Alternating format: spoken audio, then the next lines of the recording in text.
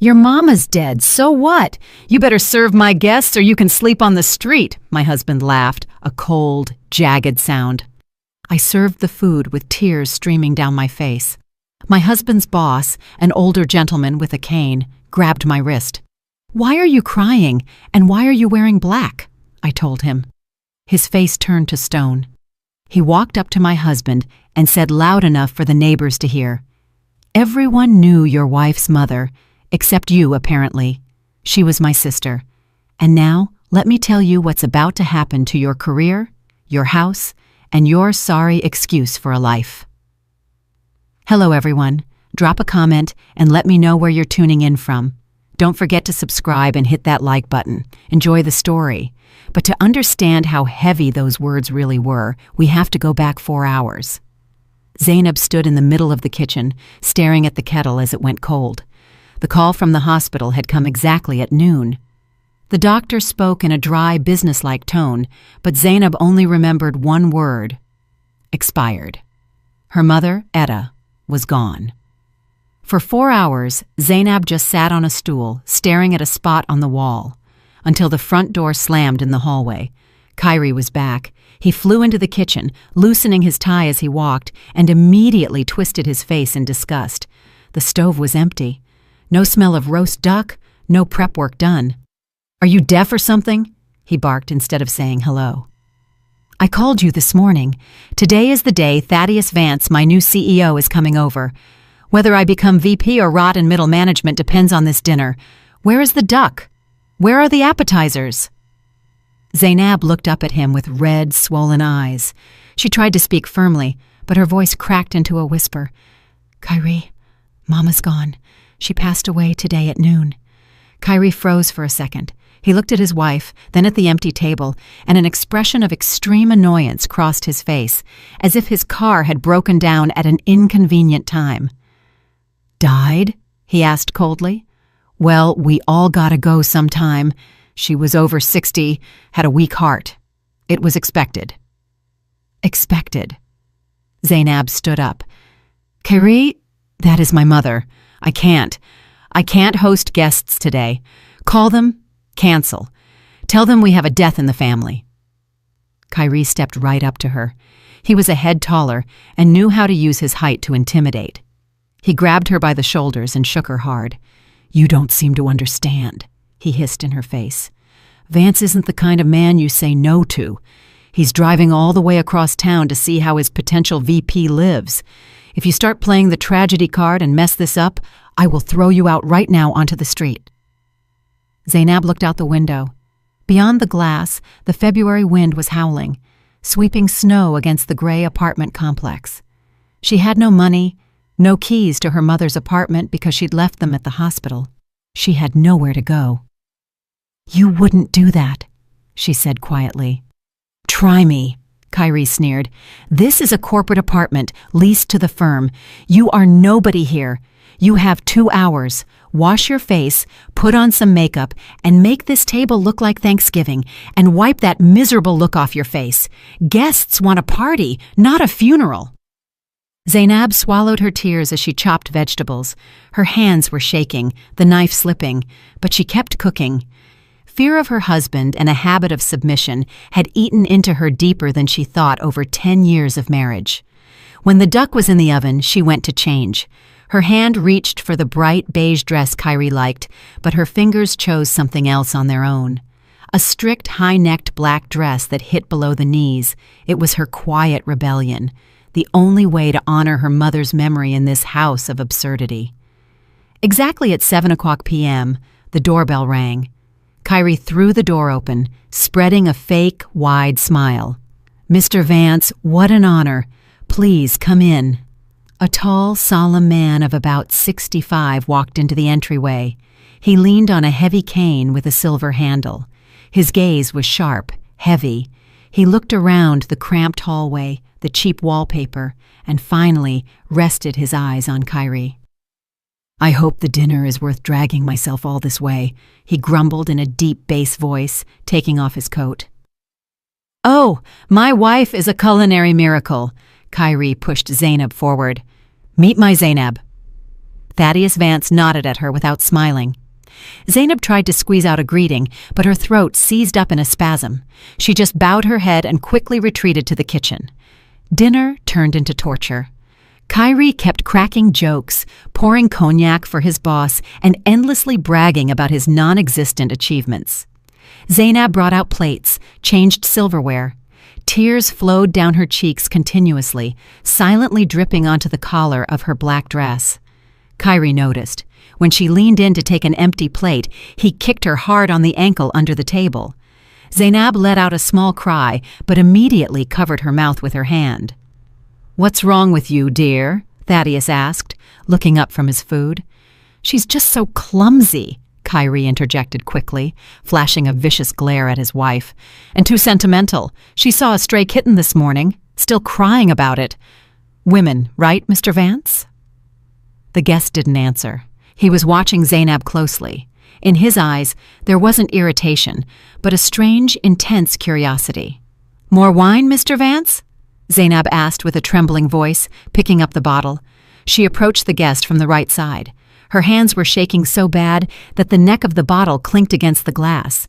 She reached forward, and at that moment, the wide sleeve of her black dress slid down to her elbow. On her thin, pale wrist, an antique silver locket on a heavy chain gleamed. On the lid of the locket was an intricate engraving, 2 crossed keys, and a phoenix. Thaddeus Vance froze. His hand shot forward with unexpected speed for his age and grabbed Zainab's wrist. The wine bottle slipped from her fingers and smashed on the floor, flooding the linoleum with a red puddle. "What are you doing, you idiot?" Kyrie yelled, jumping up. "That's vintage wine." "Silence!" Thaddeus barked so loud that Kyrie plopped back down into his chair. The old man didn't let go of Zainab's hand. He pulled her closer to the light, peering at the locket. His fingers were trembling. "Where did you get this?" he asked hoarsely. "This crest? Where?" Zainab looked at him in fear. It's Mama's. She gave it to me a long time ago. Told me to keep it safe and never take it off." Thaddeus raised his eyes to hers. Now he was looking at her face as if he were seeing a ghost. He studied the shape of her eyes, the line of her cheekbones. "What was your mother's name?" he asked quietly. Etta Griggs." "And her maiden name?" "I don't know. She never said. She told me she had no family except me." Thaddeus slowly loosened his fingers. He leaned heavily on his cane and stood up with effort. His face, usually flush with authority, had turned gray. "Etta," he whispered. "Etta May. 30 years I've been looking for her. 30 years. He turned to Zainab, and there were tears in his eyes. "Why are you in black, child? Why have you been crying all evening? Answer me." Zainab sobbed, unable to hold it in anymore. "Mama died today, at noon." A deathly silence hung in the room. You could hear the refrigerator humming. Thaddeus closed his eyes, and a single tear rolled down his cheek. Then he opened them, and a storm of rage was raging inside. He slowly turned his head toward Kyrie. Kyrie sat pale, mouth open, shifting his gaze from his boss to his wife. "Mr. Vance, I didn't know you two knew each other. She's just a—" "You forced her." Thaddeus's voice sounded like the rumble of an approaching avalanche. "Her mother died today, my own sister, and you forced her to roast a duck and serve you like a maid." "Sister?" Kyrie squeaked. "But she's just a seamstress." "She was a Vance!" Thaddeus struck the floor with his cane. "She ran away from our tyrant of a father 30 years ago to save her child. To save you, Zainab. She walked away from millions to live in peace. And you?" Thaddeus stepped toward Kyrie. Kyrie pressed himself into the back of his chair. "You are not just fired, Mr. Peyton. You are finished. Tomorrow morning, no decent company in this city will even open your resume. I will personally see to it that you are sweeping parking lots for the rest of your days." Kyrie, realizing he had nothing left to lose, suddenly sneered. His face twisted with malice. "Oh, is that right? Well, both of you can go to hell. Just keep in mind, Mr. Vance, you are currently in my apartment. And you, Zainab, too. This is corporate housing provided to me by contract. Since I'm fired, I demand that unauthorized persons vacate the premises. And as for you, wifey, we'll settle this in court. Get out!" Kyrie crossed his arms triumphantly, feeling like he'd gotten the last word. Thaddeus suddenly started laughing. It was a terrifying, dry laugh. He pulled his phone from his pocket, dialed a number, and put it on speaker. "Legal department, this is Vance. Pull up the file on the Peyton apartment. 45 King Drive, Unit 12. Whose books is it on?" The voice on the phone answered clearly and loudly. "Mr. Vance, that real estate is not on the holding company's books. 5 years ago, that building was transferred to the private Vance Family Trust. According to the trust bylaws, direct heirs of the family have ownership rights." Thaddeus hung up and looked at Kyrie, who had started sliding off his chair. "You didn't live here because you're a valuable employee, Peyton. You lived here because my security team has long suspected where Etta might be. And we kept this property just in case. This apartment belongs to the trust, and the sole heir of my sister is right here." Thaddeus pointed his cane at Zainab. "So it's not you kicking us out. It is Zainab who will decide right now if you stay under the roof she owns." Kyrie shifted his gaze to his wife. For the first time in years, genuine animal fear appeared in his eyes. Zainab wiped her tears and took a step forward. "Get out," she said quietly but firmly, pointing at the door. Kyrie backed away, hit his back against the doorframe, and suddenly his face distorted. Fear was replaced by a wild, cornered rage. He lunged sideways, grabbed a heavy crystal vase from the table, and hurled it with all his might at the wall next to Thaddeus's head. Shards flew everywhere. "You're the ones getting out!" he screeched, his voice cracking into a falsetto. "This is my house. I'm registered here. Just try and touch me!" He dashed into the hallway, and before Thaddeus could intercept him with the cane, slammed the heavy metal door right in their faces. One lock clicked, then the second, and the chain rattled. "I'm calling the police!" His muffled scream came from behind the door. "Hello, 911? Get here immediately. 45 King Drive. My wife got drunk, brought some thug over. They're breaking furniture, threatening to kill me. She's having a psychotic episode. She's unstable." Zainab stood on the landing, staring at the closed door of her own apartment. She heard her husband continue to lie hysterically into the phone, describing her non-existent drunkenness and aggression. "We need to break the door down." Thaddeus gripped the handle of his cane until his knuckles turned white. "I'll call my security." "No." Zainab shook her head. She had no strength left to fight. "The police will believe him. He knows how to be convincing. And look at me, crying in a stranger's apartment, on paper. They'll take us to the precinct until they sort it out. I don't want to spend the night of Mama's death in a holding cell." Thaddeus sighed heavily, admitting she was right.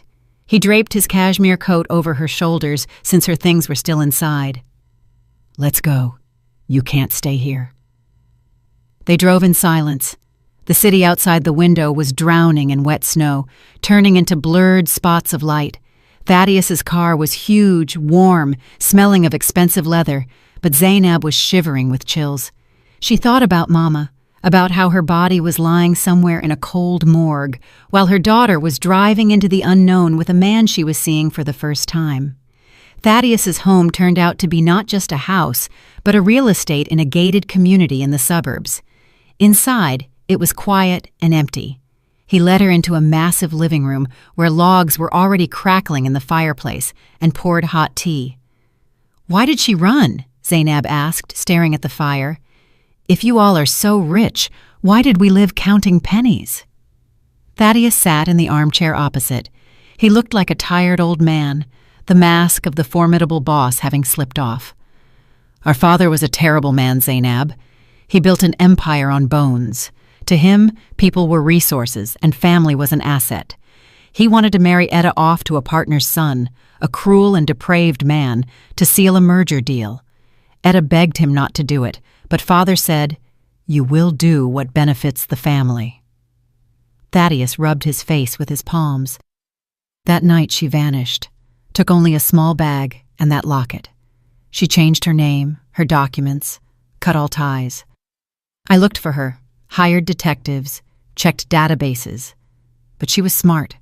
She knew how to hide. She chose poverty over a golden cage. She was afraid father would find her and take you away, or that I would become just like him. And did you? Zainab asked quietly. I tried not to be, he answered hollowly, but business requires hardness. Now that I've found you, everything I have is yours. Money, connections, lawyers. We will crush your husband. We will get the apartment back. You will want for nothing. Zainab set the cup on the table. The clink of porcelain sounded too loud. I don't want your money, Mr. Vance, and I don't need revenge right now.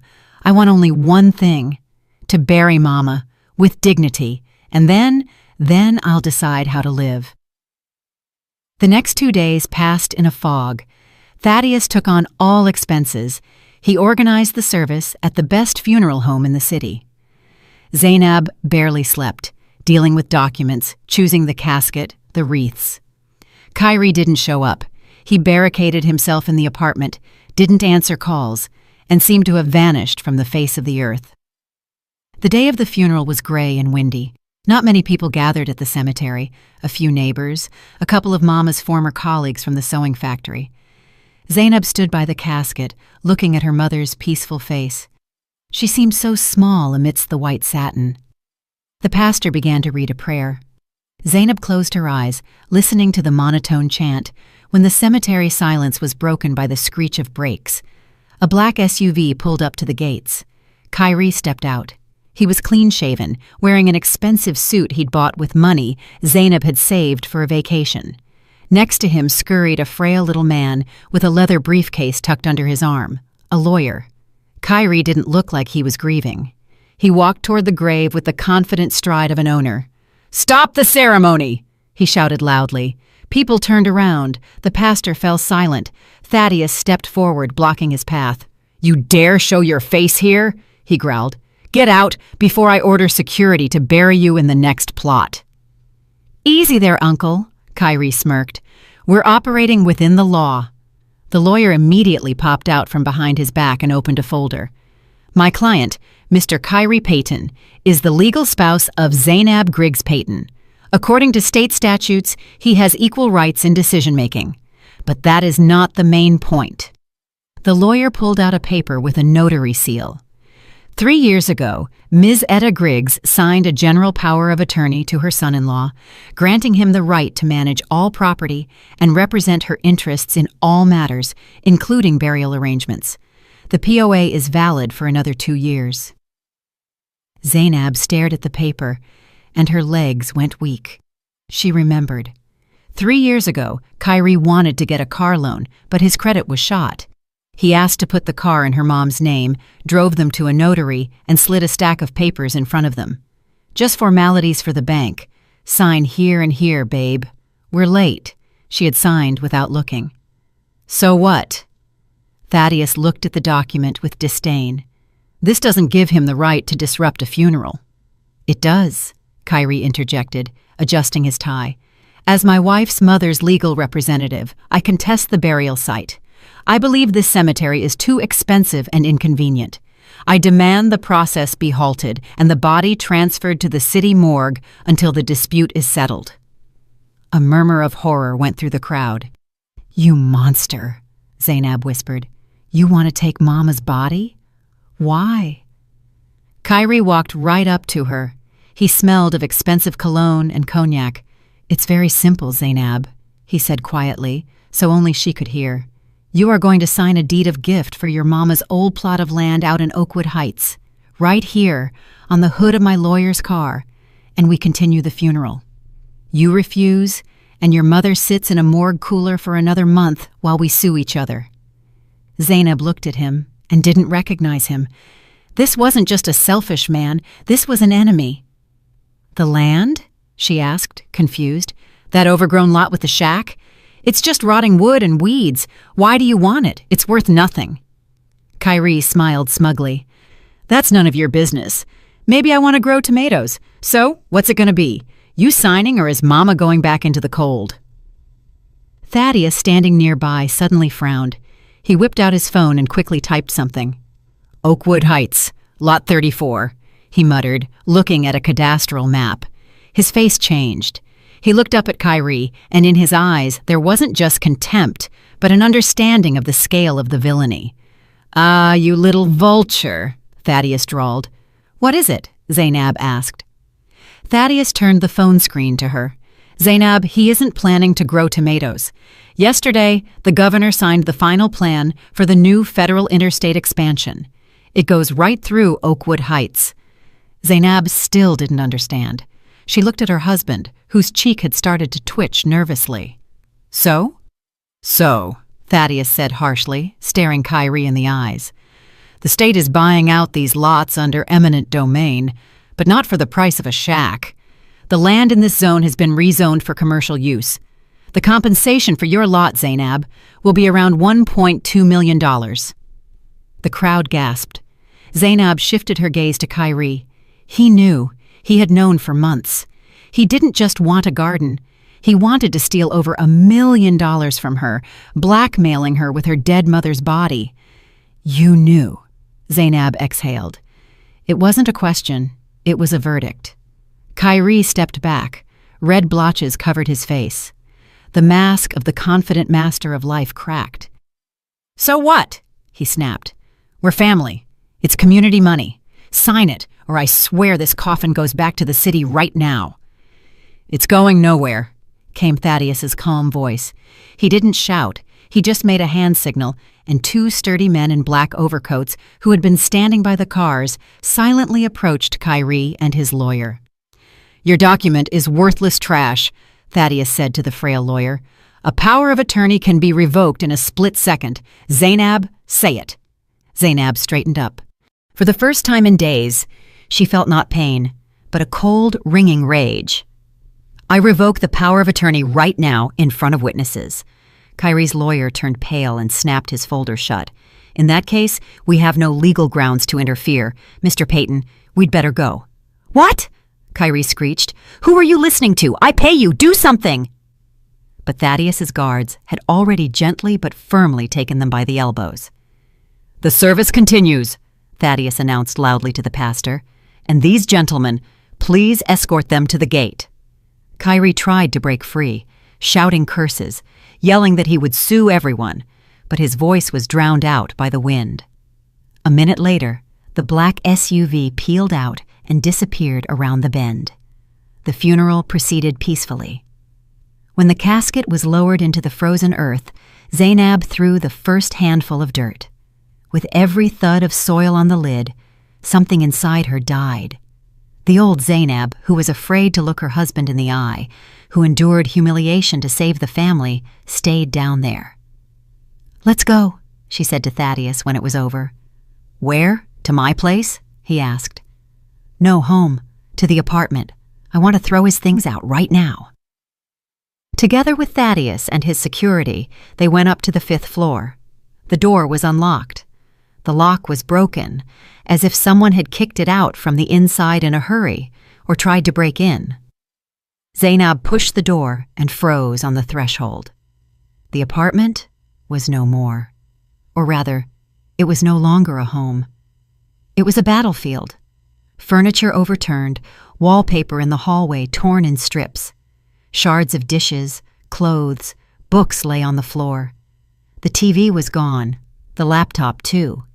Kyrie had taken everything of any value, even the microwave. "Lord," Zainab whispered, stepping over a pile of laundry dumped out of the closet. "He was looking for cash or documents," Thaddeus stated, surveying the destruction. "Or he just wanted to hurt you." Zainab walked into the kitchen. There, amidst the chaos, on the only surviving table, lay a thick folder. Written on it in black marker was, "To my beloved wife." Zainab's hands trembled as she opened it. Inside were not letters or photos. They were letters from banks and loan sharks. CashNet USA, Speedy Cash, check cashing places. Dozens of logos that made her eyes blur. "What is this?" she asked, shuffling through the papers. Thaddeus took a sheet, scanned it. His eyebrows shot up. These are notices of overdue debt, pre-legal notifications, collection demands. But we didn't have loans, Zainab muttered confusedly. Kyrie said we lived within our means. Look at the borrower's name, Zainab. She lowered her gaze. In the borrower line everywhere was the same name, Zainab Griggs Payton. How? She dropped the folder, papers scattered across the floor. I didn't take anything. I haven't been to a bank in 5 years since I changed my card. The power of attorney, Thaddeus said grimly. The same one you revoked today. He used it not only to blackmail you with the funeral. He's been taking out loans in your name for years. Thaddeus took out his phone and called his lawyer. Half an hour later, they were sitting in the wrecked living room while the lawyer, having access to the databases via tablet, dictated the terrifying numbers. Total debt amount, $150,000, not counting late fees and penalties. Loans were taken out over the last 3 years. First from major banks, then, when the credit score tanked, from predatory lenders at insane interest rates. Zainab sat with her head in her hands, $150,000. She, a seamstress making $30,000 a year, owed $150,000. Where? She whispered. Where did he put this money? We didn't buy anything. I wore the same old coat. We ate pasta. He said he was saving for a condo. At that moment, her phone, lying on the table, rang. An unknown number. Zainab pressed answer. Ms. Griggs Payton? A rough male voice. Debt Recovery Agency. Your husband, Kyrie Payton, listed your number as a contact. He's hiding, but the debt is on you. When do you plan to settle? We have information about your place of employment. We'll come by there tomorrow, and we'll visit the neighbors. Zainab hung up. The phone immediately rang again. Another number, then another. The attack had begun. Kyrie hadn't just run away. He had thrown her into a pit of vipers. I'll cover it all, Thaddeus said firmly. My lawyers will contact all creditors tomorrow. We'll pay off the debts. To me, this amount is negligible. Zainab looked up at him. There were tears in her eyes, but her gaze was hard. No. Zainab, don't be foolish. They will eat you alive. You don't have that kind of money. If you pay, I stay the same fool everyone decides for, she said, standing up. First a husband, now an uncle. I've been a victim my whole life, Mr. Vance. I signed without looking. I endured. I believed. Enough. She walked to the window. The wind flapped a torn curtain. I need to understand where the money went. I need to find him. This is my business. Thaddeus looked at her with respect.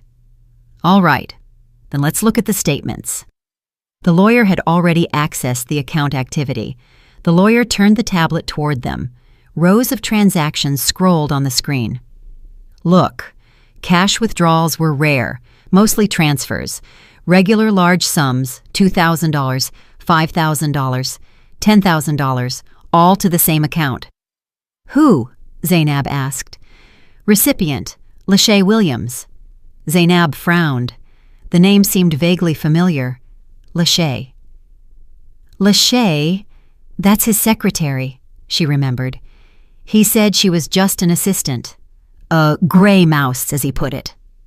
The lawyer quickly typed the name into a search engine. Well, regarding Gray Mouse, I'd argue that, he chuckled. He opened a social media page. Looking back at them from the screen was a glamorous woman in furs, posing in front of the Eiffel Tower, expensive restaurants and beauty salons. Lachey's Luxe Bar, the lawyer read. Elite beauty salon downtown, opened 2 years ago. Owner, Lachey Williams. Thaddeus whistled. That's where your $150,000 went, Zainab. Your husband wasn't gambling. He was building a business for his mistress. With your money. Zainab stared at the photo.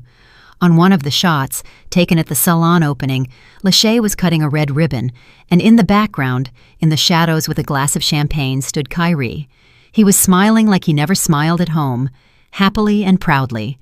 She zoomed in on the photo. Lachey was wearing a necklace, the very same one Kyrie claimed he was saving for, showing Zainab pictures in magazines and promising to get it for their anniversary. Sorry, babe. Prices went up. Couldn't do it, he had said then.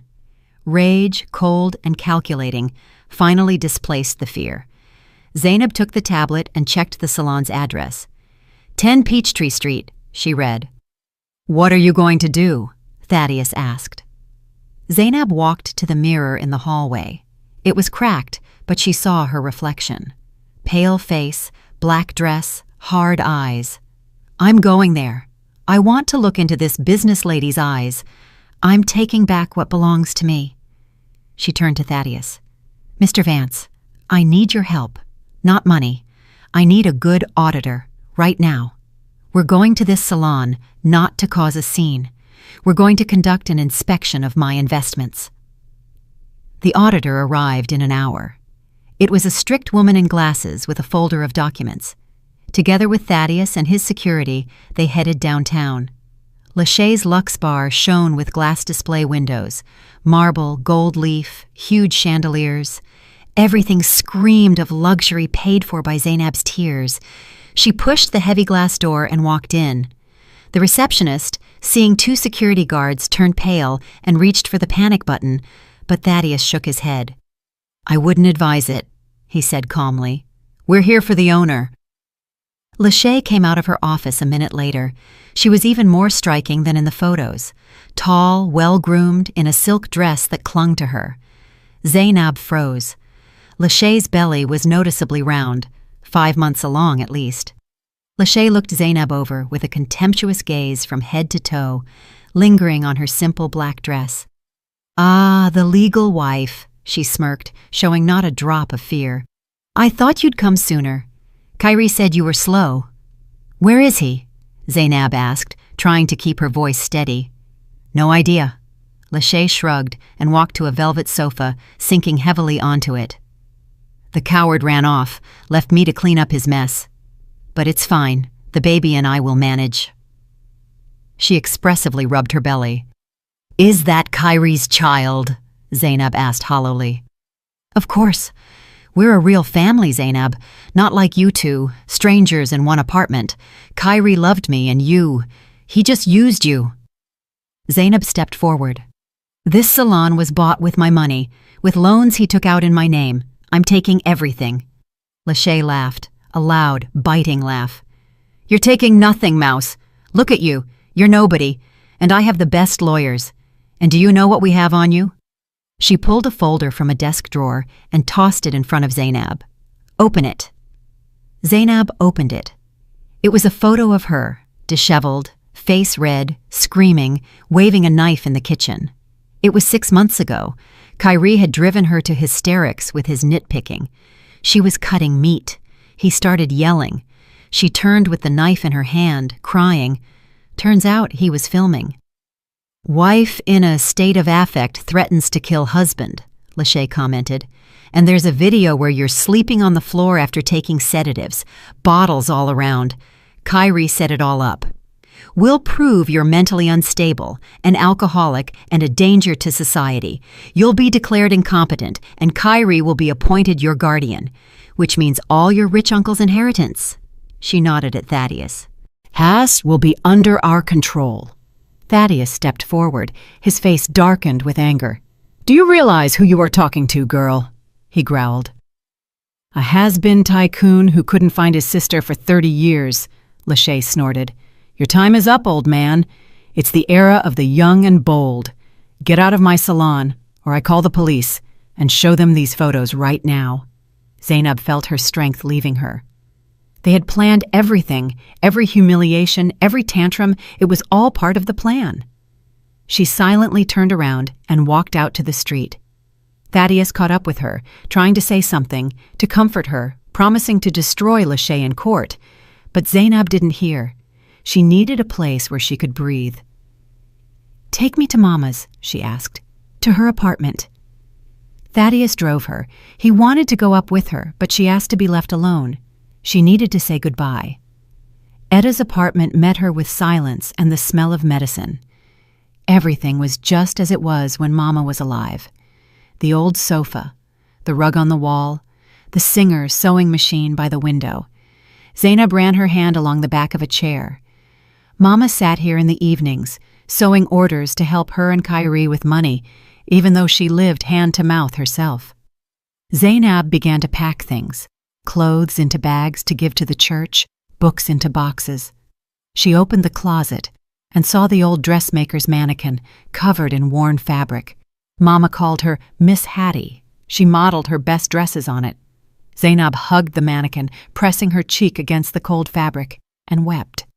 Tears flowed like a river, washing away the remnants of her self-control. Suddenly, her fingers felt something hard under the fabric of the mannequin near the neck. There was a seam, but it had come undone. Zainab pulled at the thread. Hidden inside the stuffing was a small bundle. She pulled it out. It was a thick notebook with an oilcloth cover. A diary. Zainab sat on the floor right amidst the boxes and opened the first page.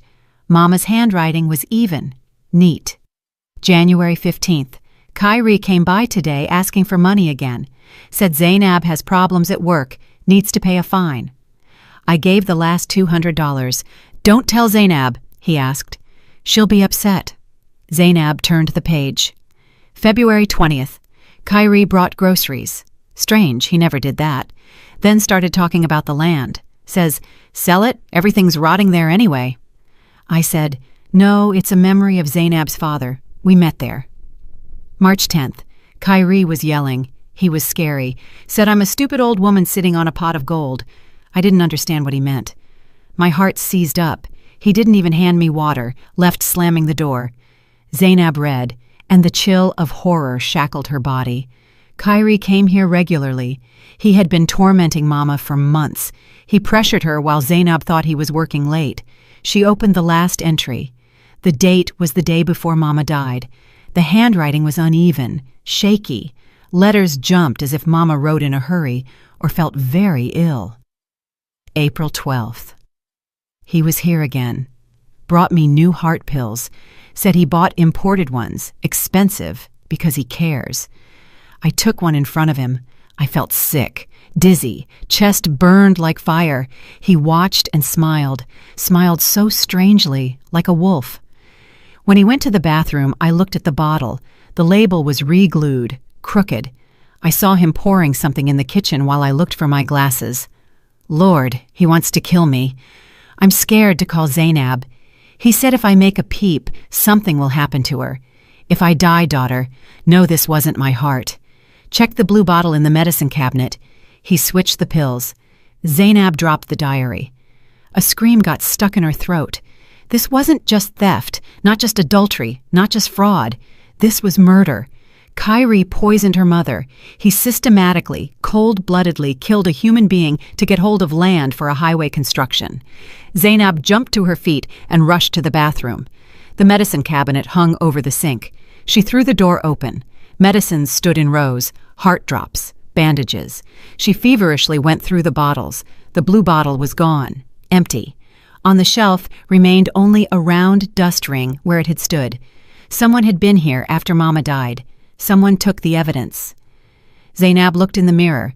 From the depths of the glass, not a victim looked back, not a tear-stained widow. Looking back was a daughter who had just learned she lived under the same roof as her mother's killer. And this killer was somewhere free right now, planning to declare her insane and take everything else. You won't get anything, she whispered to her reflection.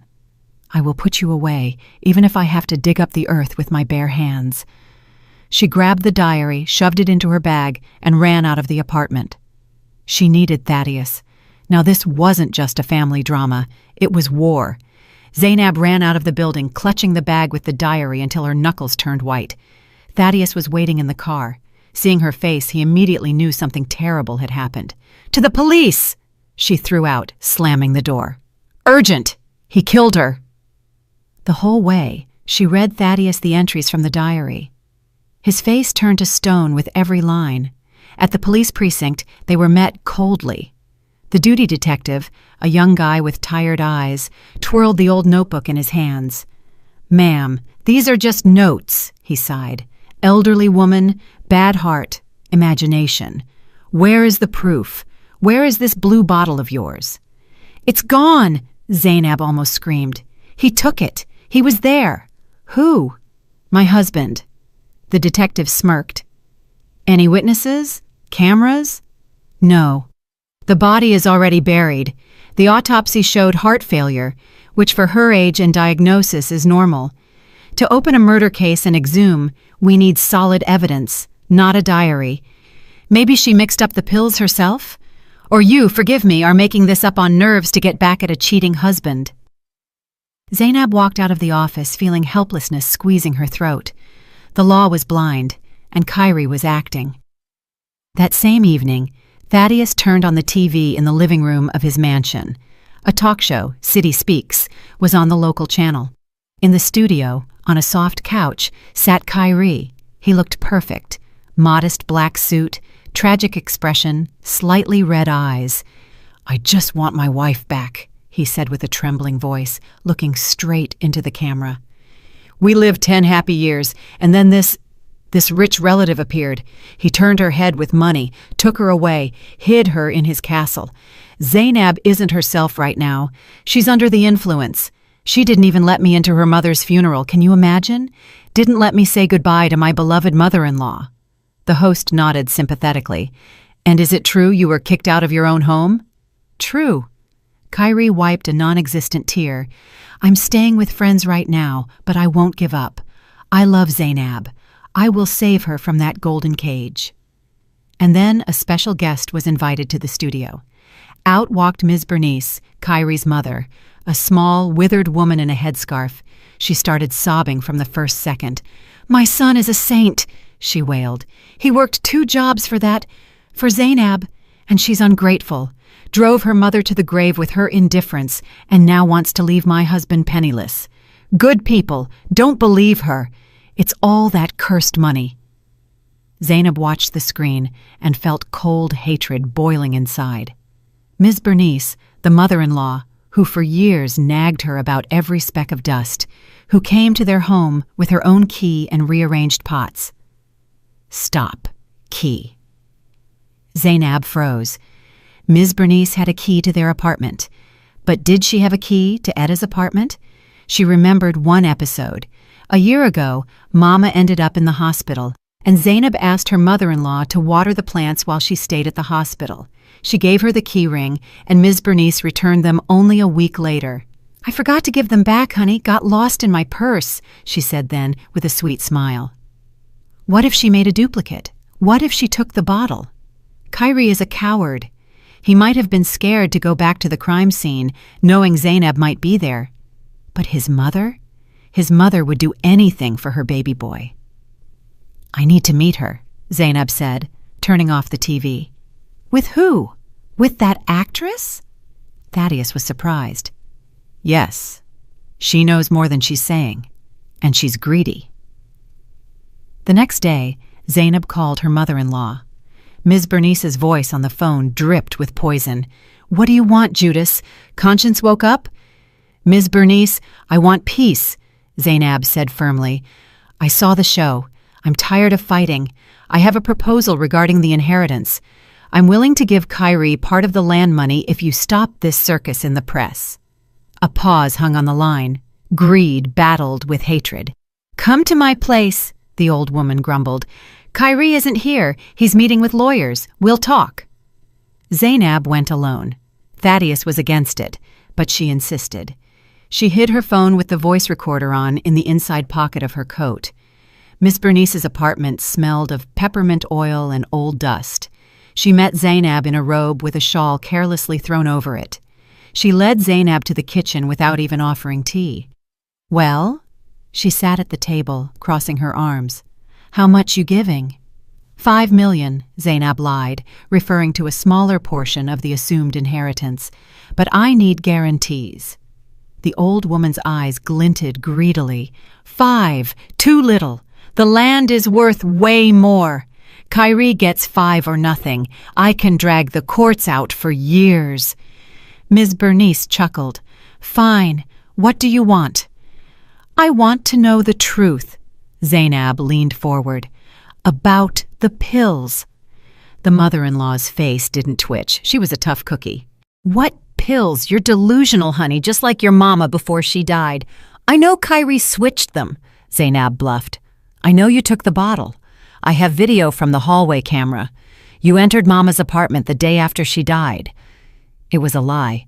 There were no cameras in Mama's hallway, but Zainab prayed fear would work. Ms. Bernice turned pale. Her eyes darted around. She clutched her heart. This time, it seemed real. You're lying. There ain't no cameras there." "There are. The neighbor installed a peephole camera. I have the video. If I take it to the police along with Mama's diary, Kyrie goes down for murder. And you, as an accomplice, for destroying evidence." The mother-in-law started shaking. "I didn't know anything," she squealed. "He just asked me to stop by, pick up something. Said the medicine was expensive, shame to throw it out. I didn't know what he did. I just took the bag and threw it in the trash." "Threw it out?" Zainab's heart dropped. The evidence was destroyed. "Yes, in the dumpster by the house." "How was I to know?" She started sobbing. "He's my son. He said it was for business, that you wanted to ruin him." Zainab realized there would be no confession to murder. The old woman would claim ignorance. But she needed something she could hit Kyrie with, something that would destroy his alliance with Lachey. "Fine," Zainab said, changing tactics. "Let's say I believe you. But tell me one thing. Why does he need all this? He has Lachey now, a baby on the way, a new family." And here Ms. Bernice's face twisted. The malice she had been hoarding suddenly found an outlet. She hated Lachey even more than Zainab. "Family," she snorted. "What family? That painted hussy? She's milking him like a cow." "The baby." "Pfft, what's wrong with the baby?" Zainab asked, alert. The mother-in-law suddenly went silent. She realized she'd said too much, but Zainab had already latched onto that thread. "Ms. Bernice, if you stay silent now, I go to the police with the video. Kyrie goes to jail, and Lachey takes all his money, the money he stole from me, and lives happily ever after with another man. Is that what you want? Your son rotting in prison while that girl lives large?" It was a hit to the sorest spot, a mother's jealousy of her son's mistress. "She's lying to him," Ms. Bernice whispered viciously. "Lying to his face." "About what?" "About the baby. It ain't his baby." Zainab froze. "How do you know?" Ms. Bernice stood up, went to an old cabinet, and pulled a yellowed medical file from the back. "Kyrie got sick as a child. Bad. Mumps with complications. Doctors back then said, 'He will never have children.' I didn't tell him. Why upset the boy? Thought maybe a miracle would happen. But when that tramp showed up with a belly after knowing him 2 months, I knew right away. She got knocked up by someone else and is hanging noodles on Kyrie's ears, so he'll open salons for her." Zainab stared at the file in her mother-in-law's hands. This was a bomb. Kyrie didn't know he was sterile. For the sake of an heir, he robbed his wife, killed his mother-in-law, destroyed his life, and the heir was a stranger's. "Give me the file," Zainab said. "Why?" The old woman pressed the folder to her chest. "To save your son from that scammer. You want to open his eyes, don't you?" Ms. Bernice hesitated for a second. Then a vengeful smile distorted her face. She handed the file to Zainab. "Take it. Let him know what kind of snake he warmed up. Only, about the video. You'll delete it, right?" "Of course." Zainab nodded, hiding the file in her bag next to the phone that had recorded every word. "As soon as we're done with Lachey." She left the mother-in-law's apartment. Her legs were shaking, but her soul felt a strange, angry triumph. There was no evidence for murder yet, but she held a weapon capable of blowing up their happy family from the inside. And when they start tearing each other apart, the truth will float to the surface. The next morning, Zainab called Kyrie. "I'm ready to negotiate," she said dryly. "Enough of the show. Meet me at noon in the conference room of the Plaza Hotel. Bring Lachey. This concerns her too." "Oh, giving up?" Kyrie's voice was smug. "Realized you're nothing without me? Fine, we'll be there. Get your uncle's checkbook ready." The plaza was neutral territory. Thaddeus rented a small meeting room. He sat at the head of the table, grim and silent as a rock. Zainab was at his right hand. Only a thin folder lay before her, Exactly at noon, the door swung open. Kyrie walked in, shining like a polished penny, and behind him, clicking her heels, floated Lachey. She wore a white dress emphasizing her belly, and a fur coat, clearly bought recently. They sat opposite, demonstratively holding hands. "Well, relatives?" Kyrie started, lounging in the chair. "Let's get straight to business. My terms are simple. 50% of Vance's company shares go to me, plus compensation for emotional distress, $20 million. And so be it. I give Zainab a divorce and forget about the apartment." Thaddeus didn't even blink. He slowly shifted his gaze to Zainab. "Your turn," he said quietly. Zainab picked up the folder.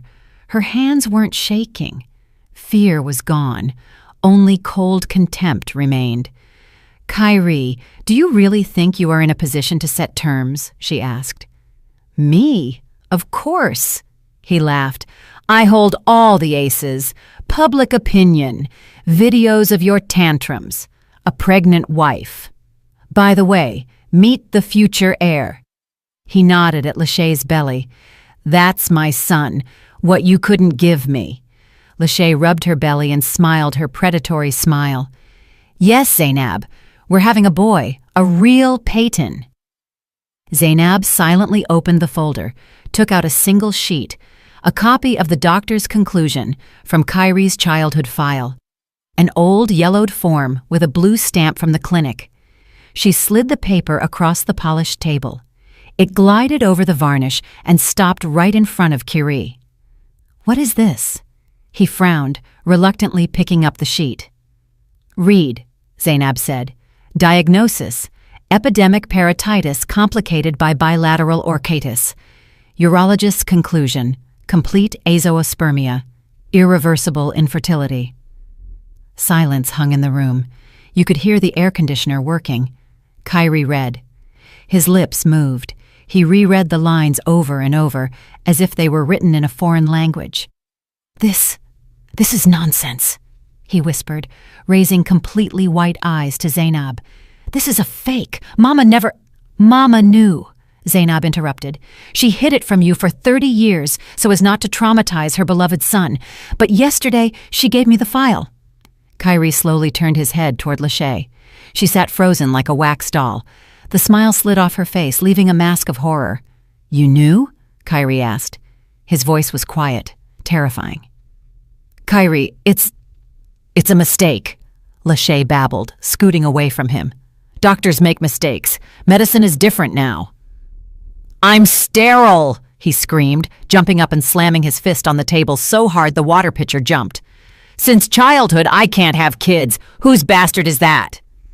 He grabbed Lachey by the shoulder. She shrieked, "Whose? Talk!" "Let go! You're hurting me!" she screamed, trying to break free. "Fine. Not yours. Not yours. Happy? You're a broke loser anyway. Where would you get money for a baby?" Kyrie recoiled as if slapped. I did everything for you. I took out loans. I opened a salon for you. I even—" He cut himself off. Lachey, realizing there was nothing left to lose, went on the offensive. Her face twisted into a grimace of hatred. "What did you do? Hung loans on your wife, hero, but you're a zero yourself. I thought you'd get an inheritance. Thought you were smart. But you're just a pathetic, henpecked man who can't even kill properly." It became so quiet in the room that the air seemed to ring. Thaddeus leaned forward. "What did you say?" he asked in an icy tone. Kyrie paled even more. "Shut up!" he hissed at Lachey. "Shut up! Right now!" But Lachey couldn't be stopped. Hysteria mixed with disappointment and fear of being left with nothing broke the dam. "Why should I shut up?" she screeched, poking a finger at Kyrie. "You promised me mountains of gold. Wait till the old hag dies. We'll sell the land. We'll live it up. And now what? I'm pregnant? No money. The salon gets seized for your debts. And for what did I put up with your slobbering?" "Where is the blue bottle?" Zainab asked loudly, standing up. Kyrie jerked toward Lachey, trying to cover her mouth with his hand, but Thaddeus was already there. He intercepted Kyrie's arm and forcefully twisted it behind his back. Kyrie howled and slammed face first into the table. "Talk!" Thaddeus barked at Lachey. "Where's the proof? Or will you go down as an accomplice in a group murder? You'll have to give birth in prison." Lachey started shaking. All her arrogance vanished. She was just a scared, greedy girl who played too hard. I didn't kill anyone. It was him. He thought of everything." "Where are the pills?"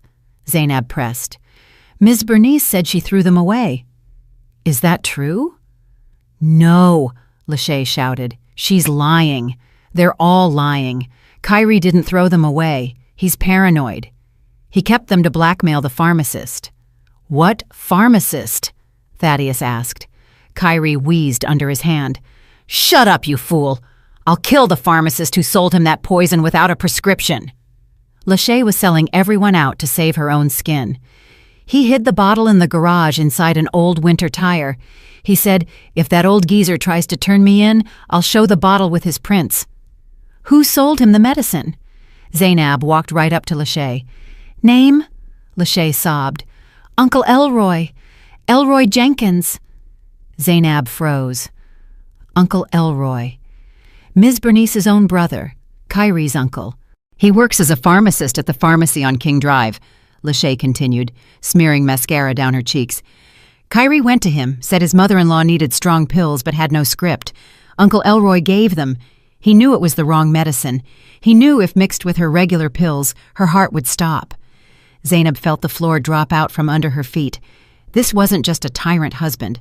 It was a family enterprise. Mother, son, and uncle, a whole clan that conspired to kill her mother for a piece of land. "Kyrie promised Uncle Elroy money," Lachey babbled. $5,000 for the vitamins." Thaddeus jerked Kyrie up from the chair. "Your uncle, you say?"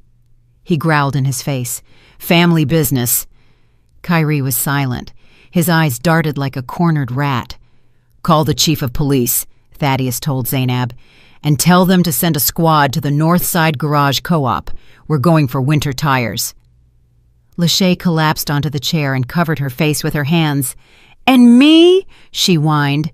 "Nothing happens to me, right? I told everything." Zainab looked at her, at that expensive manicure, at the belly where a stranger's child grew, having become a bargaining chip in this dirty game. "Pray the baby is born healthy," she said. "He's already unlucky with a mother." They walked out of the hall, dragging Kyrie. He didn't resist. He was broken not by the arrest nor the exposure, but by the fact that his heir, for whom he committed murder, turned out to be a phantom. His male ego was destroyed, and that hurt more than handcuffs. But for Zainab, everything was just beginning. Now she had to find the bottle and look Uncle Elroy in the eye. The task force worked lightning fast. Thaddeus pulled all his old strings, and within an hour, the pharmacy on King Drive was cordoned off. Elroy Jenkins, Uncle Elroy, was taken right behind the counter. He didn't even have time to take off his white coat. During the search in the back room, they found not only unaccounted drugs, but a black ledger. There, among entries about selling codeine syrup to junkies, was one line: KP, special order, $5,000. Deposit, date matched, initials too. But while the police were filling out protocols and driving to the garage for that very bottle, Kyrie disappeared. In the chaos, when he was being let out of the hotel under a promise not to leave town, the investigator didn't have an arrest warrant in hand yet, only Lachey's testimony which needed verifying. He managed to bolt. He asked to use the bathroom, climbed out through a narrow window into the back alley, and dissolved into the city. 2 hours later, a notification from the bank came to Zainab's phone. Withdrawal of funds, $3,500. Balance, $0. It was the last money, the remainder of Mama's savings, which Zainab had transferred to a safe account, access to which, as it turned out, Kyrie also had through hacked online banking. He cleaned out everything, she told Thaddeus, looking at the screen. "I don't have a dime, not even for bread." "That's not a problem." Thaddeus was already pulling out his wallet. "I'll give you whatever you need, and you're coming to stay with me. The apartment isn't safe. He's free." "No," Zainab cut him off. She stood in the wind by the pharmacy building, wrapping herself in her thin coat. "I won't go to your mansion, Mr. Vance. I won't hide. That is my apartment, my life.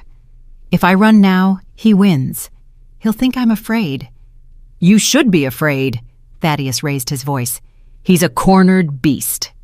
"So am I," she answered quietly, "and I have teeth too." She returned to the trashed apartment. It was freezing. Kyrie, leaving either in a fit of rage or to force her out, had shut off the valves on the radiators and broken them so they couldn't be opened without tools. Outside it was 4 degrees Fahrenheit, inside barely 40. Zainab didn't cry. Tears ran out. She put on 2 sweaters, wool socks, lit the gas stove in the kitchen to get at least a little warm. She took Mama's diary out of her bag, but not to read about the pills. She opened it from the back, where the sketches were. Mama drew dresses, not the dreary robes she sewed to order for neighbors. She drew real beauty, flowing silhouettes, strict lines, unusual collars. "Collection for my Zainab" was written in the margins. Zainab walked to the sewing machine. The old singer was the only thing Kyrie couldn't carry away. Too heavy. Fabrics. There were no fabrics. Kyrie had hauled out all the stocks of expensive silk and wool Mama had saved for years. Zainab looked around. In the corner lay the old curtains Kyrie had torn down. Thick, heavy velvet the color of dark wine. On the floor, his discarded shirt of good cotton. "Fine," she said aloud. "We'll sew from what we have, from the wreckage." She sat at the machine. Her hands remembered the movements. The scissors cut the fabric with a predatory crunch. She cut not by rules, but by instinct. The curtain turned into a complex skirt, the husband's shirt into a corset with stiff inserts. She sewed all night. The cold bit her fingers, but she didn't stop. This was her therapy, her revenge. Every stitch was like a nail in the coffin of their marriage. By morning, the dress was ready. It was strange, gothic, but insanely beautiful. A phoenix dress rising from ashes and dirt. Zainab put it on, let her hair down, stood before the cracked mirror, turned on the camera on her phone, and started a live stream on social media. She had few followers, a couple dozen acquaintances, but she titled the stream, "How My Husband Stole $150K from Me, Killed My Mother, and Left Me to Freeze. My Confession." "Hi," she said into the camera. "My name is Zainab, and this dress is sewn from curtains my husband tore down when he trashed our apartment." She started telling the story, calmly, without hysterics. She showed the apartment, the ripped-out outlets, the icy radiators, the empty fridge. She showed Mama's sketches. "He thought he would break me by taking the money, but he didn't know my inheritance is poverty. It's these hands and this talent Mama passed to me." People started tuning in. First 10, then 100. Someone reposted. The story started to go viral. Comments poured in like a waterfall. "Stay strong. What a horror. Where is this scumbag?" By lunch, thousands were watching. People started sending donations for food, for a heater, for a lawyer. Thaddeus called her. "Are you out of your mind? You're provoking him." "I'm making him famous," she answered. "Now not only the police are looking for him, but the whole internet." And it worked. An hour later, a message appeared in the comments. "I saw him an hour ago. Route 66 Motel, mile marker 50, red Toyota, plates covered in mud. He was buying gas in a canister at the station nearby." Zainab passed the info to Thaddeus. He sent people, but Kyrie was already gone from the motel. The clerk said the guest acted weird, twitchy, constantly looking at his phone, and then saw Zainab's stream. Someone on staff was watching it at the front desk. "He turned white," the clerk said. "Saw her showing the apartment and people writing support. He hissed something like, 'She's using this for PR too,' grabbed the gas can and drove off." "Where?" Thaddeus asked over the phone. "Toward the city." Zainab sat by the sewing machine, reading comments. She felt warm, not from the radiators, but from human support. She felt strong. Suddenly the doorbell rang. She flinched. "Who is it? Police? Thaddeus?" She walked to the peephole. Dark. The light in the hallway wasn't working, probably burned out or someone unscrewed it. "Who's there?" she asked. Silence. Then a rustle. A strange glugging sound, as if someone was pouring water on the floor. Zainab sniffed. A sharp, acrid smell hit her nose. Gasoline.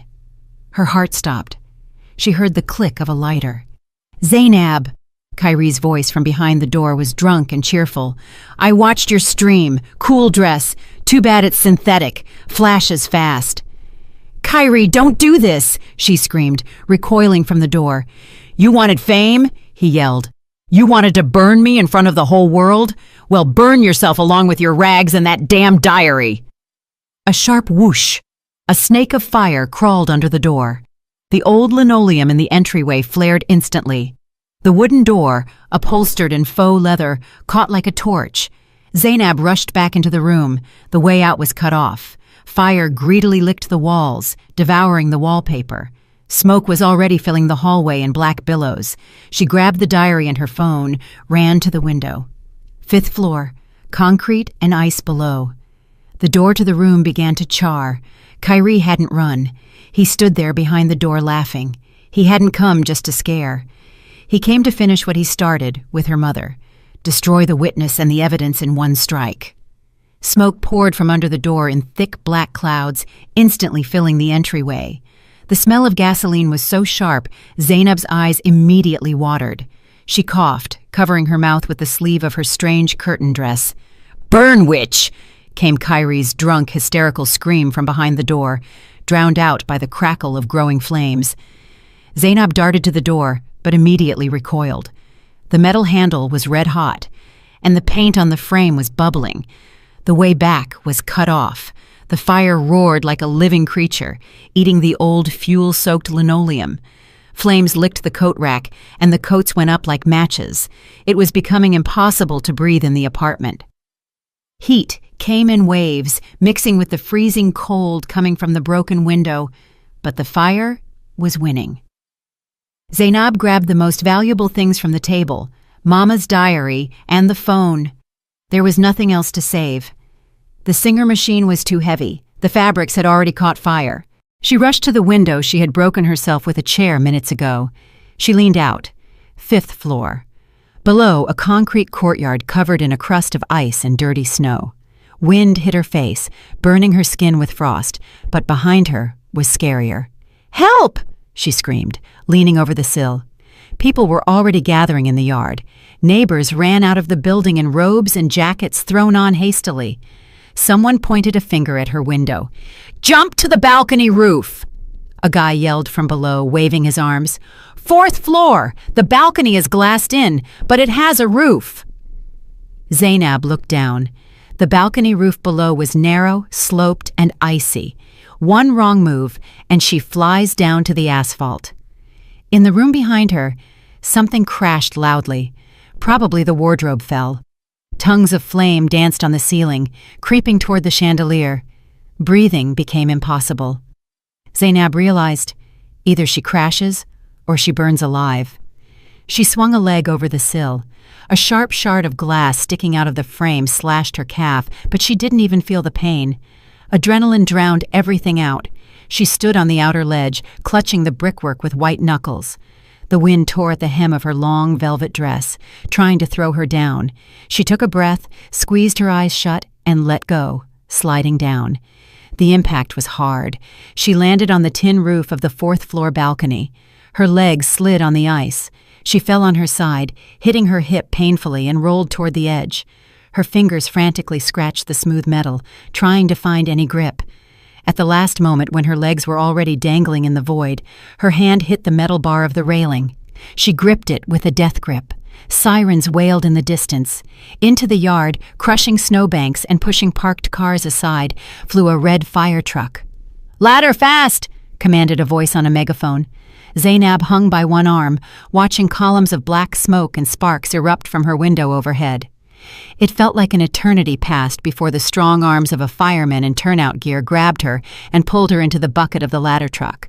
As soon as her feet touched solid ground, medics ran to her.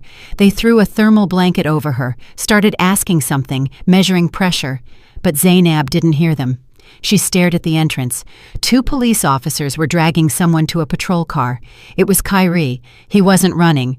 He wasn't hiding. He looked absolutely insane. His face was smeared with soot, jacket unzipped.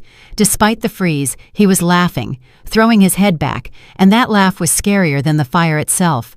"Burn, baby, burn!" he yelled, spitting saliva. "So it doesn't go out. No apartment, no evidence, no diary, no jail. I solved everything. I'm a genius." A cop pressed his head down hard, shoving him into the back seat.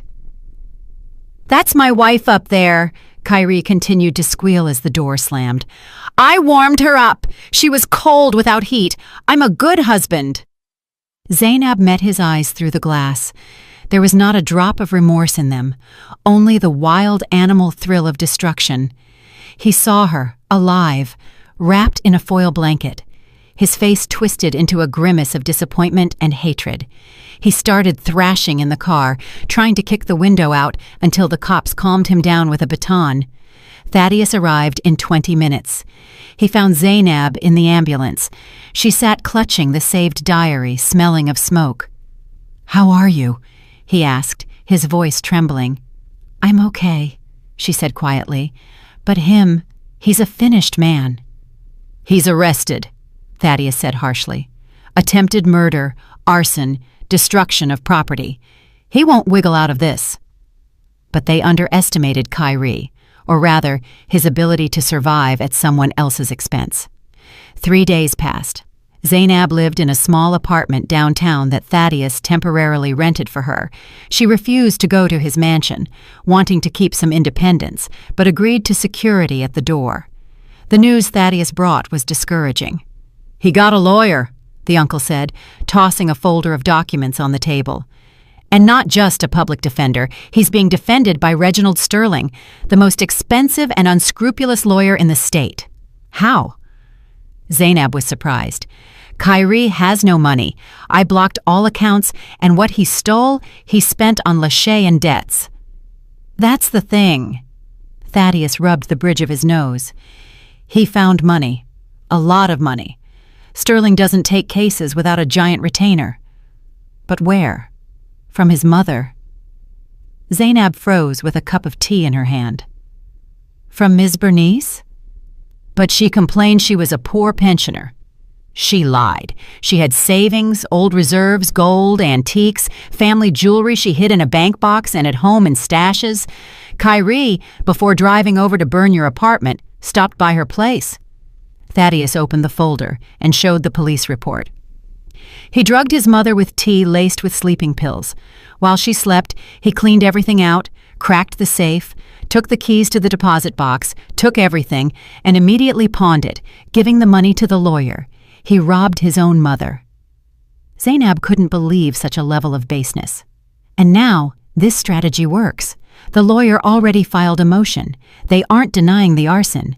They are claiming insanity. Thaddeus turned on the tablet. A recording of the lawyer's press conference played. A slick man in an expensive suit spoke into microphones. "My client, Kyrie Payton, is a victim of circumstances. Prolonged stress, financial collapse, death of a beloved mother-in-law, betrayal of a wife who left for a rich relative. His psyche couldn't take it. It was a nervous breakdown, a state of temporary insanity. He didn't understand what he was doing. He isn't a criminal. He is a sick man who needs help, not prison. We will demand involuntary commitment to a clinic." Zainab clenched her fists. "Clinic! In 6 months, he'll walk out with a certificate that he's healthy and roam free." "Exactly," Thaddeus nodded. "And the scariest part is they have a chance. Expertise can be bought, and Sterling knows how to deal with judges. We need ironclad proof that he planned the crime in advance, that he is cold-blooded and calculating. Mama's diary isn't enough. The lawyer will say it's the ramblings of a sick woman. Lachey's testimony isn't enough either. She's an interested party, a scorned mistress." The doorbell rang. Thaddeus's guard peeked into the room. "Ms. Griggs Payton, you have a visitor. A woman. Says she's your mother-in-law." Zainab and Thaddeus exchanged glances. "Let her in," Zainab said. Ms. Bernice walked into the room, and Zainab didn't recognize her. This wasn't the haughty lady who taught her how to cook greens, nor even the scared woman Zainab spoke to a couple of days ago. Before her stood a destitute old woman. She was dressed in an old worn coat, under which a nightgown was visible. On her feet were worn-down boots. Her face was gray, swollen from tears, hair disheveled. She stopped in the middle of the room, not daring to look up. "Zainab," she croaked. "Why did you come?"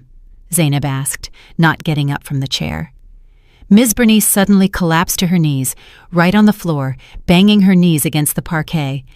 "Save me," she wailed. "Save me for the love of God. He took everything. Everything." She crawled toward Zainab, reaching out, shaking hands. "I woke up, and the house was empty. Safe open, jewelry box gone. He even took the wedding ring off my finger while I slept. I went to the bank. Box empty. He left me naked. I have nothing to buy bread with. The marshals sealed the apartment for his debts. I was a co-signer. I was thrown onto the street." Zainab looked at her with disgust and pity. "You came to ask for money?" "I came to ask for forgiveness," sobbed the mother-in-law, grabbing the hem of Zainab's dress. "I was a fool. I thought he loved me. I protected him. I lived for him, and he stepped over me like trash. Zainab, he is a monster." "I know," Zainab answered coldly. "I told you that, but you chose his side. You gave him an alibi. You lied to the police." "I'll fix everything," Ms. Bernice screamed. "I'll tell everything. I'll go to court. I'll say he isn't crazy. He planned it all. He discussed with me how best to frame you. He laughed when he poisoned your mother. He is normal, Zainab. He's just a devil. I'll testify. I'll drown him. Just don't abandon me. Give me a corner. Give me even a penny. I'll die on the street." Thaddeus, standing by the window, chuckled. "A prosecution witness who sells her own son for a bowl of soup. That is a valuable asset." Zainab was silent. She looked at the woman who turned 10 years of her life into hell, who called her barren, even though she knew the problem was her son, who came to their house and rearranged things, demonstrating power. Now this power lay at her feet, smearing mascara on her cheeks. "Fine," Zainab said. "I will help you. I won't let you starve to death." Ms. Bernice raised her head, and a greedy spark flashed in her eyes. "Thank you. Thank you, daughter. I knew you were kind. You aren't like him. How much will you give me? I need to rent a small apartment, and for food, and a new coat." "I will give you a future," Zainab interrupted her, "but I have conditions." "Anything. I'll sign any papers." "Papers later. First, repentance." Zainab stood up and walked to her mother-in-law. "We are going to the cemetery to Mama right now. Mr. Vance will bring a camera.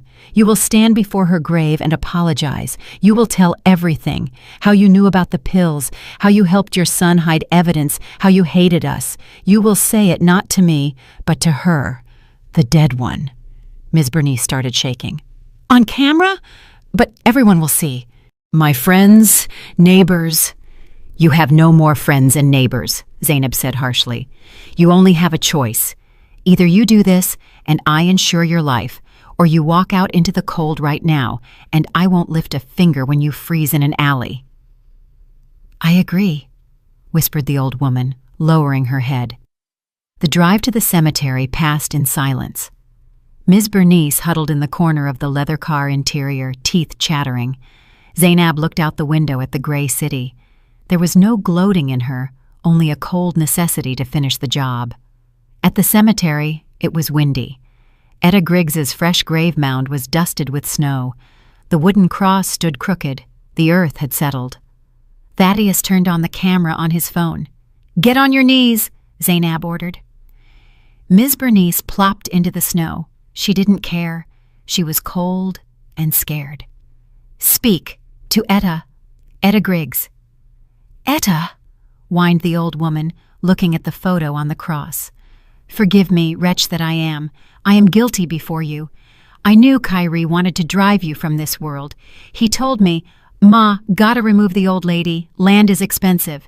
And I stayed silent. I thought money is more needed for us." Zainab stood over her like a judge. Louder. About the pills. I knew about the pills, shouted Ms. Bernice, choking on tears. He came to me, bragged, said, Uncle Elroy gave me poison. Tomorrow it all ends. I didn't stop him. I was even glad. Lord, forgive me. I raised a monster. He is sane. He understood everything. He is a calculating snake. Put him away. Put him away for life. She banged her forehead on the frozen ground, dumping all the dirt she had hoarded for years. It was a perfect recording, a confession of an accomplice that destroyed any defense line about affect. With these words, Kyrie would go to a maximum security prison for 25 years, not a sanitarium. When she finished, Thaddeus turned off the recording.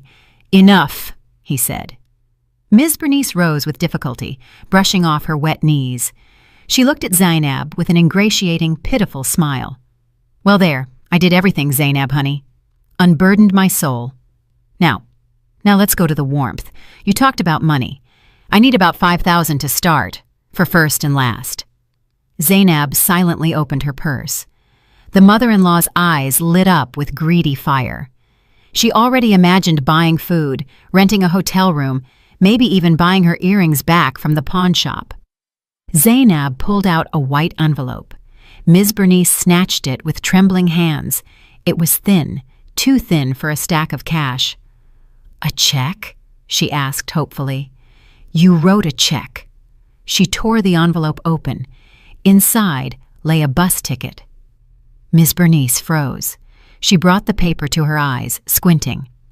Bus terminal, Tupelo, Mississippi. She read slowly. Departure today at 6:00 p.m. exactly. She looked up at Zainab. What is this?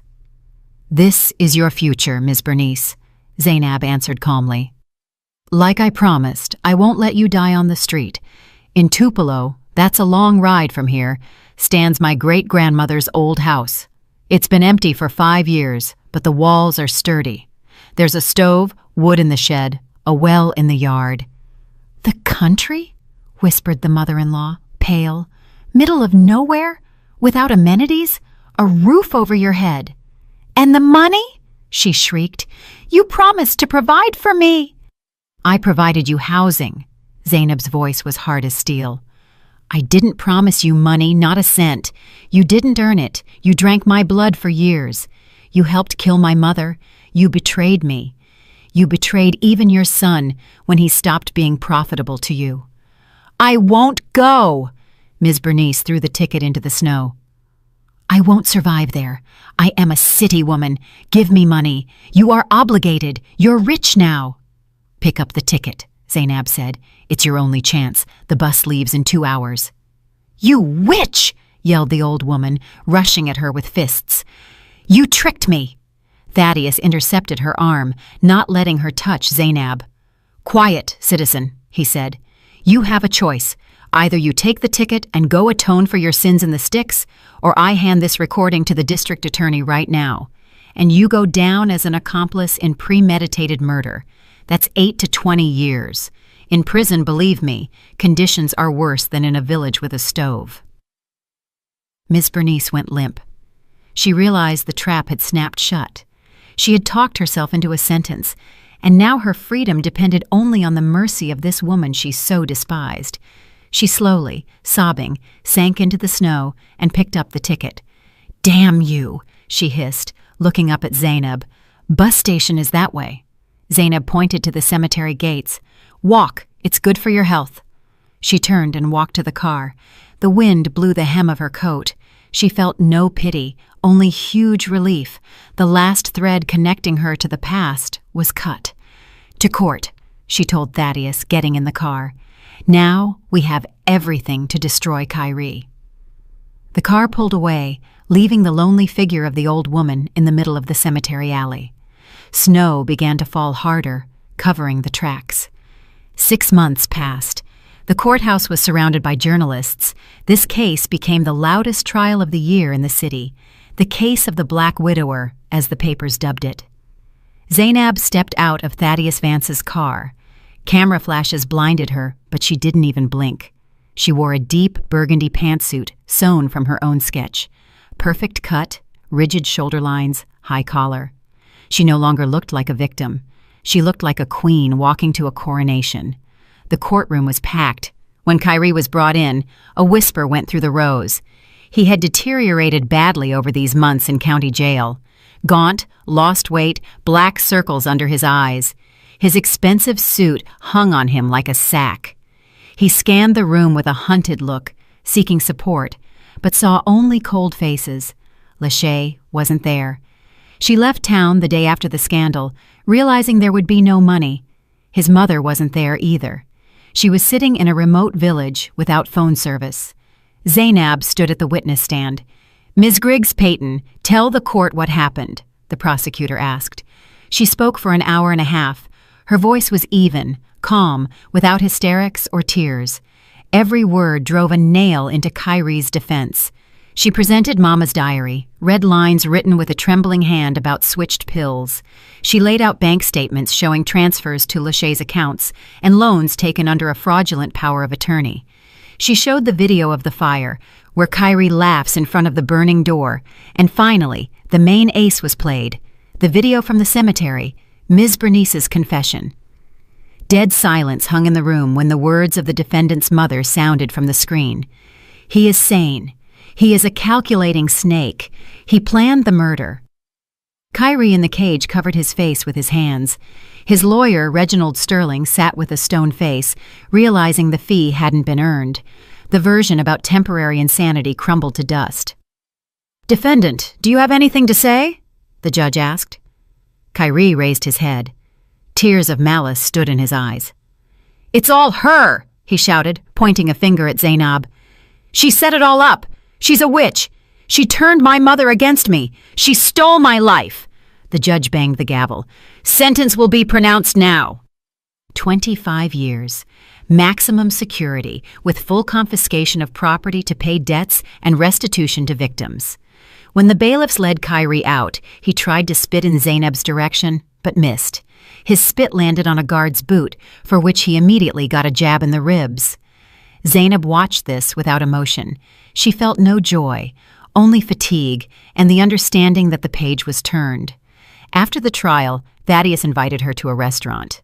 "Zainab, I'm proud of you," he said, raising a glass. "You went through hell and came out a winner. I have a proposal for you.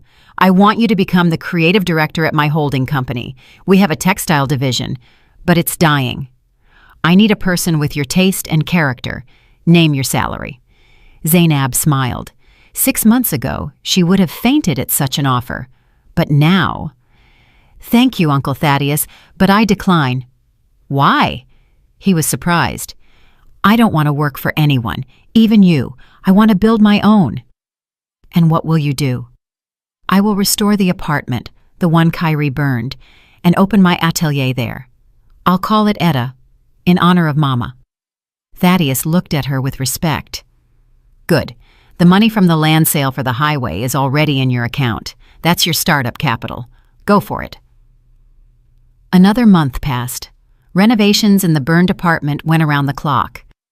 Zainab chose the paint herself, drew the layout herself. The smell of burning vanished, replaced by the smell of fresh wood and varnish. But one unfinished business remained. On the day of the atelier opening, Zainab got in her car and drove not downtown, but out of the city, to State Correctional Facility Number 5. The visitation room smelled of bleach and tobacco. Kyrie was brought in 10 minutes later. He was shaved bald, in a gray jumpsuit with a tag on his chest. He sat opposite through the glass and picked up the phone receiver. "Came to gloat?" he asked hoarsely. "To watch me rot here? Like it?" Zainab looked at him and tried to find in this person the one she loved for 10 years, but found nothing. Before her sat a stranger, an embittered stranger. "No, Kyrie, I came to pay your debts." "Debts?" He smirked crookedly. "You owe me half a life." Zainab pulled a folder from her bag and pressed it to the glass. "First, divorce decree. We were divorced automatically without your consent by court order. You are now a free man. Legally." Kyrie spit on the floor. "Second." Zainab pulled out another sheet. It was a bill.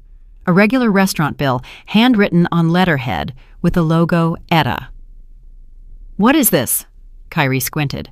Remember that dinner 6 months ago when you forced me to cook duck and serve your boss on the day my mother died? Kyrie's eyes widened. Are you serious? Absolutely. I calculated everything. Groceries, room rental, and most importantly, waitress and chef services. At double rate for working on a day of mourning, plus emotional damages. Total, $800. She slid the paper through the slot under the glass. I deducted this amount from the money left from the sale of your car at the marshal's auction. So we are even. Kyrie stared at the paper and his face started turning red. You're sick, he screamed, banging his fist on the glass. You're crazy. $800 for dinner? I'll kill you. Time's up. Prisoner, barked the guard, grabbing him by the shoulder. Kyrie struggled, continuing to shout curses, but Zainab had already hung up the phone. She stood, adjusted the flawless collar of her coat, and turned to the exit. Hey, 142, shouted the guard at Kyrie. Hands behind your back. Move to the cell. He no longer had a name. Zainab walked out to the street. The sun blinded her eyes. She got in the car and drove back to the city. At the entrance to the former apartment building, now turned into a stylish entrance with the sign Etta, bespoke fashion, a line stood. Women of different ages, seeing her car, began to whisper, That's her, the owner. They say she sews dresses that change destiny. I saw her stream. She's such a strong woman. Zainab got out of the car. She smiled, not with that timid smile she used to try to please her husband, but with the smile of a winner. She cut the red ribbon. Welcome, she said. We are open. She walked inside into her new world where there was no place for fear, humiliation, and people who don't know how to love. Kyrie remained in the past, wiped away like a stain of dirt from the hem of a royal dress, and ahead was life, her own. Well, friends, that's the story. Heavy, right? But I think very instructive. You know, while reading, I kept thinking, did Zainab do the right thing? On one hand, it's harsh, sending the mother-in-law to a remote village, putting the husband away for 25 years, and even handing him a bill at the end. Some might say revenge. Others might say justice. Because think about it, they didn't just hurt her. They tried to destroy her. Morally, financially, even physically. Kyrie killed her mother, torched the house. The mother-in-law covered for a killer for money. Can such things be forgiven? Can you turn the other cheek when you're stabbed in the back? I think Zainab did what she had to. She didn't take revenge in a dirty way. She simply allowed the law and karma to do their work. She protected herself and her mother's memory. And most importantly, she didn't break. She turned her pain into power, into creativity. Did you like the story? And which city are you listening from? Let's meet in the comments. If you like the story, you can support me by sending us super thanks so I can keep bringing more stories like this. Thank you so much for your sweet support. I'm looking forward to your comments on the story. On the screen, you can see 2 new life stories that I highly recommend. There's so much more on my channel. Don't forget to subscribe. See you in the next life story with love and respect.